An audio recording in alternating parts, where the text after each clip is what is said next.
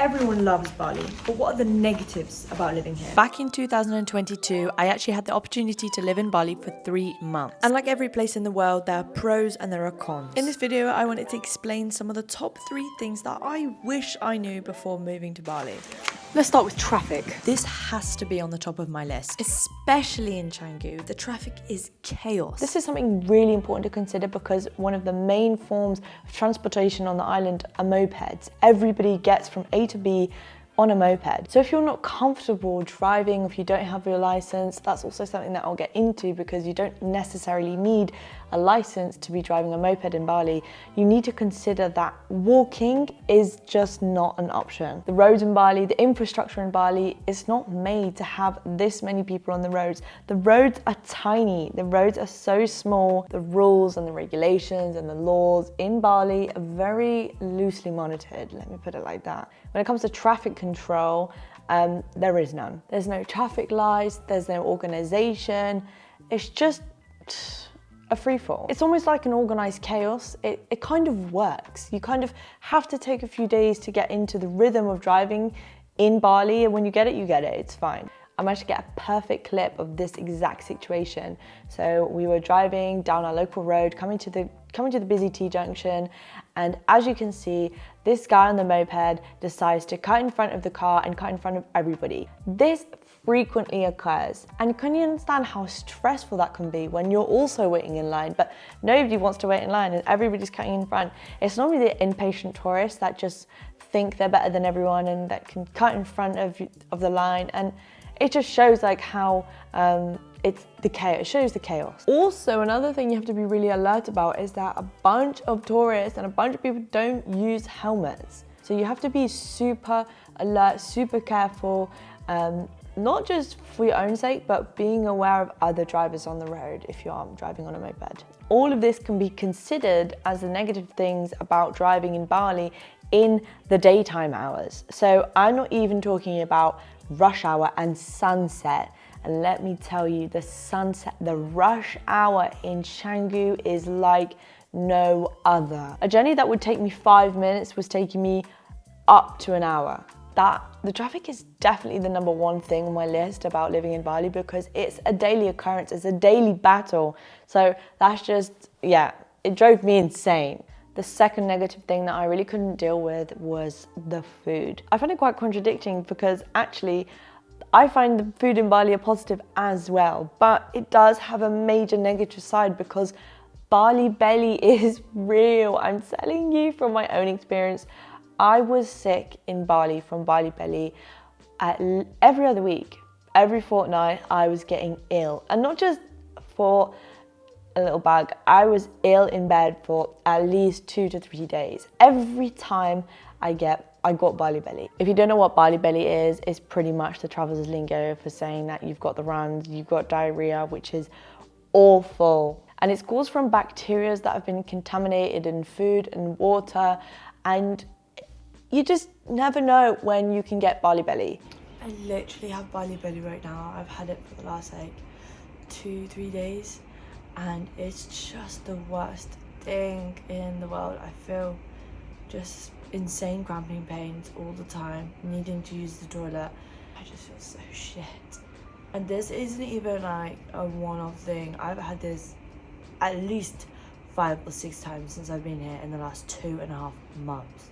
So be prepared if you come here because you're gonna get this. And obviously that can really affect you. It really affected me. I was getting sick. I was sick of being sick. I was sick of being ill every other week from the same thing, thinking that I was eating healthy. I was eating healthy, and it's nothing that you can control. You just have to be really careful about where you're eating and what you're eating. You can also get it through ice cubes. People say don't drink drinks that have ice cubes in it unless you know it's from bottled water or filtered water. So I found that a really negative thing for me personally, just because it was affecting me and my lifestyle and the things that I wanted to do, just because I was getting ill all the time, and I found that really frustrating and exhausting. The third thing would have to be the prices in the supermarket. I found the prices in the supermarkets really expensive.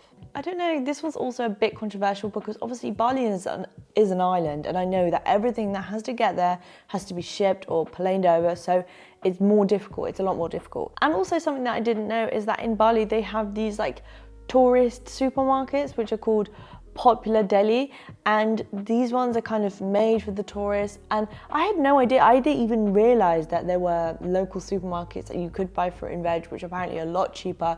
But if you're wanting something more specific or cooking at home, buying stuff in the supermarket is so expensive. This came to a shock for me because I'm actually a person that I love cooking at home, and I actually try and save a little bit of money by making food in the Airbnb, or if I do have a kitchen available, then I like to make food at home, even if that's like breakfast and lunch and then I'm going to go out for dinner, or even just making breakfast at home and then going out for lunch.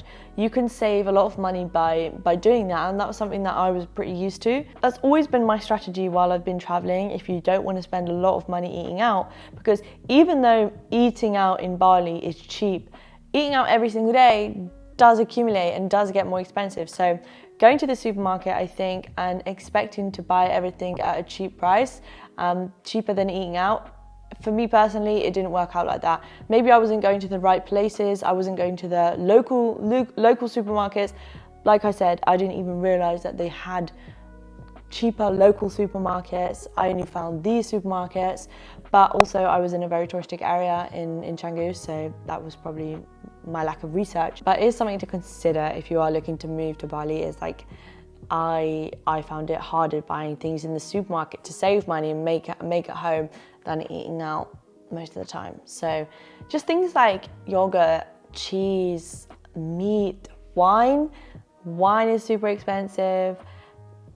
Yeah, the last thing for me would have to be the prices of clothes and just shopping in general. I was actually really shocked to find the prices of clothing to be that expensive. It was higher than, I'd say, Western prices sometimes. You do find a few of the commercial shops like H&M, and I've forgotten the others, but they do have a few in the shopping centres. I think that's because a lot of the shops are boutiques and independently owned. And don't get me wrong, I think that's great. I think it's great to support independent businesses, but the prices of these clothes, bikinis, it blew my, it's crazy. I personally found the quality of the clothing wasn't that great, in my opinion. Because I was living there and I would say, oh, I want to get a nice dress for going out, or I want to find a new bikini.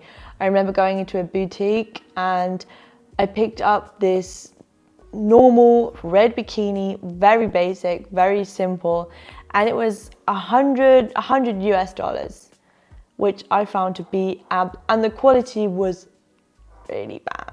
I'm sorry, but that was just, not just for me, but my other friends as well mentioned that they also thought it was really expensive for the quality that you get. So if I wanted to just get a cute gym set or something and I go into a shop that I saw, you'd be looking to spend $150 to $200. And like, not everybody has that kind of money to spend on activewear. I think that's just another really important thing to consider. I wish somebody told me that the prices of clothes were going to be that expensive, because if I knew, I would have obviously bought more stuff before I went, but I didn't know. So this is why I'm telling you guys this.